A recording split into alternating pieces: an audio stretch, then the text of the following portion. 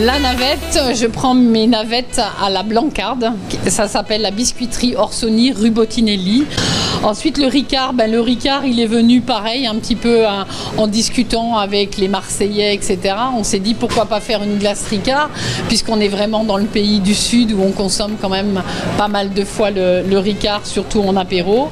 Et j'avoue qu'on a réussi une recette pas trop mal, toujours avec du lait, du Ricard, de la crème fraîche, et le rendu est assez sympathique. On ne sera pas sous avec une glace au Ricard, même si nous on arrive à mettre 200 grammes, un peu plus de 200 grammes par litre, on ne sera quand même pas sous. Il faudra en manger, à mon avis, 5 ou 6 kilos de glace pour pouvoir être un peu sous.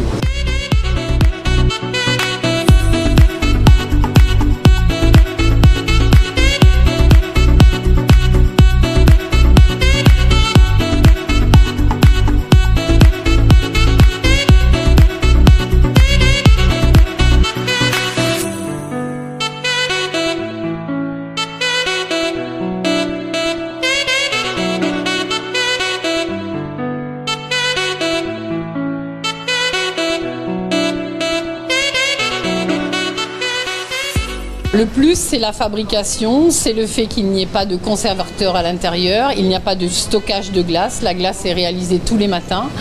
On est en fruits frais, on est en lait frais, on est en crème en AOC de Bresse.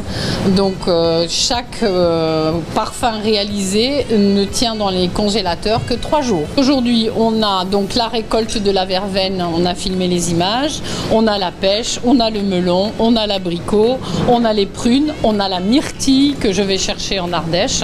Nous, on est en produits frais, donc quand on goûte par exemple une banane, ça va être vraiment une banane fraîche, donc ça n'a plus rien à voir avec les, on va dire, les goûts entre guillemets que les gens peuvent avoir. Quand on va goûter une noisette, ça va être une noisette IGP. Le fait qu'il y ait des anciens ici reconnaissent la glace quand ils la mangeaient quand ils étaient plus jeunes. Et ça, c'est super important. Et je les remercie.